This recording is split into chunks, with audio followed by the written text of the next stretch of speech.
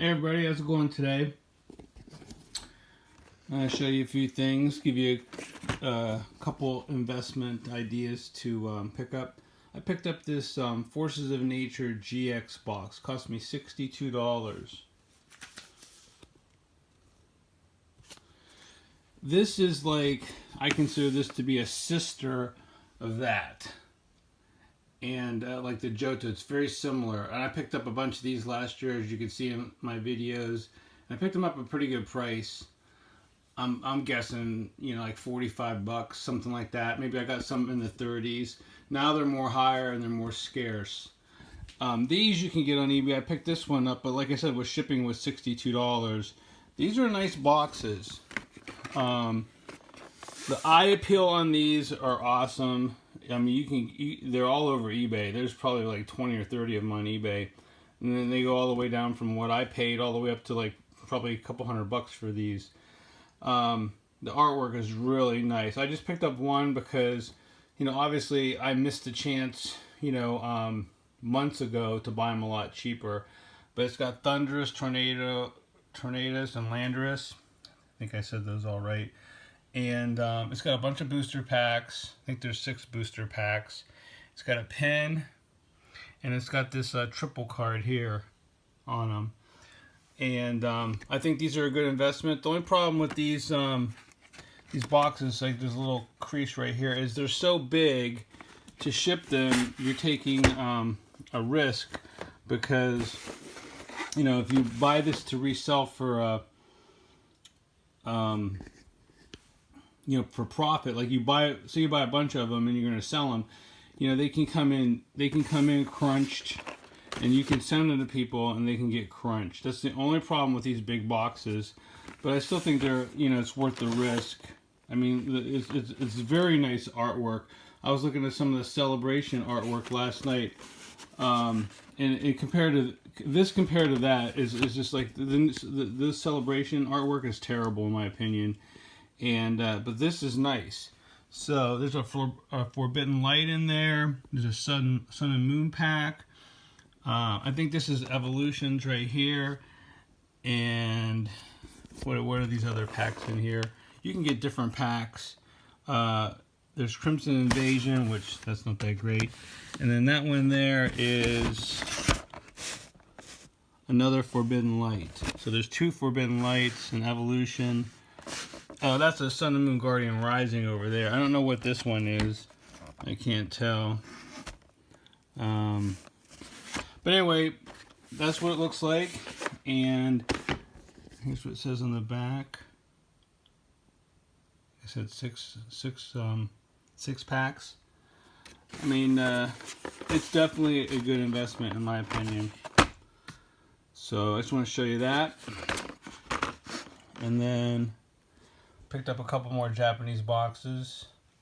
It's basically the same price as I paid for the other ones on my previous videos. These are anywhere from like 70 and 80 to a little bit over $100, depending on which ones you buy.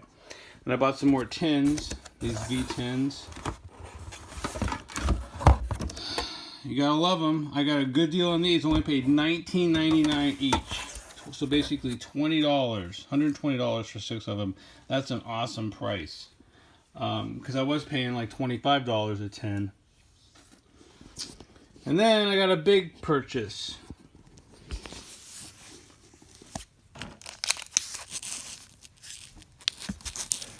Picked this up. Paid $2,420.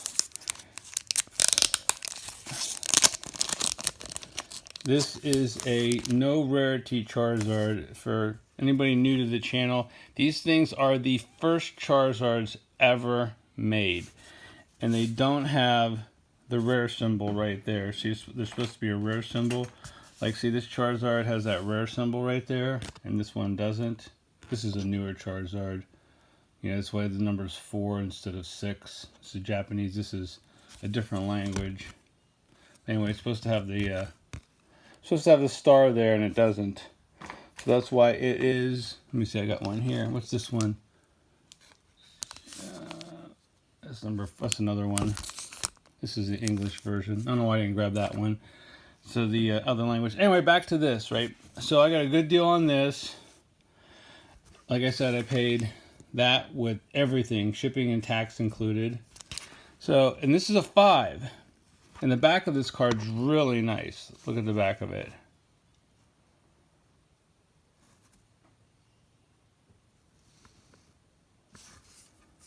And I think these companies like CGC and PSA and Beckett, they're all very similar. You know, I mean, you can get a little bit more money out of a PSA or a Beckett than maybe a CGC, but like that's right now. In 10, 20 years from now, they're all going to be the same. Because CGC, they're pretty anal too about their stuff. So like you can get a card that might even grade higher if you would send the same card into PSA or Beckett.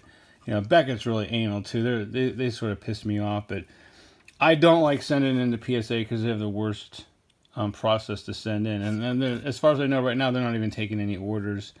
That might have changed. I don't keep up with that. But anyway, this is the front of the card. And I'll hold it here still for a second.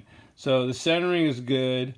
The surface got the low number, which is a 4. So there's something wrong with the surface. I know they grade like if this foil part, the shiny part, has some scratches in it, they really like lower the grades on that. So I don't know if that's the reason. There's a little nick right here. But I mean, a 4 is pretty low. This is a really nice card for a 5. I mean, I've looked at a lot of cards, and when I look to buy a single card, which I don't buy hardly any single cards, I look at the eye appeal. And the eye appeal is what the card looks like just from a distance, without looking at this type of stuff, you know, to somebody that might want to buy it, you know. And this is a nice card.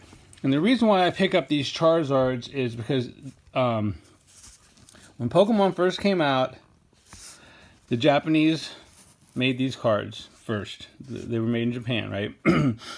So for 2 weeks, okay, 2 weeks, they printed cards with no rarity symbol here. So you can get a Blastoise or a Venusaur the same way.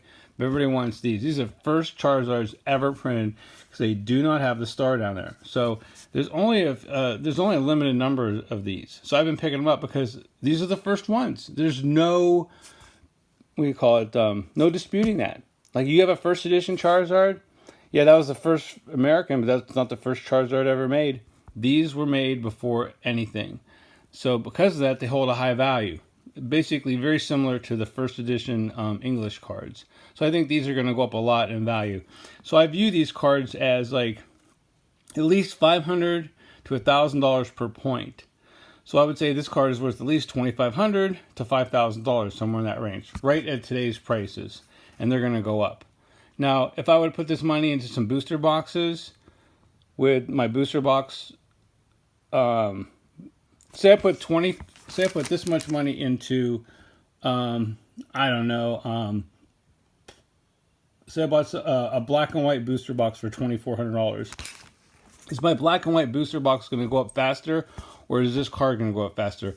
That's a toss-up. They're both going to go up. So maybe, you know, I'm actually, as far as an investment standpoint, maybe making a bad decision, because maybe the booster boxes will go up faster. Like, well, this box, if I spent $2,500 on these Japanese boxes, right?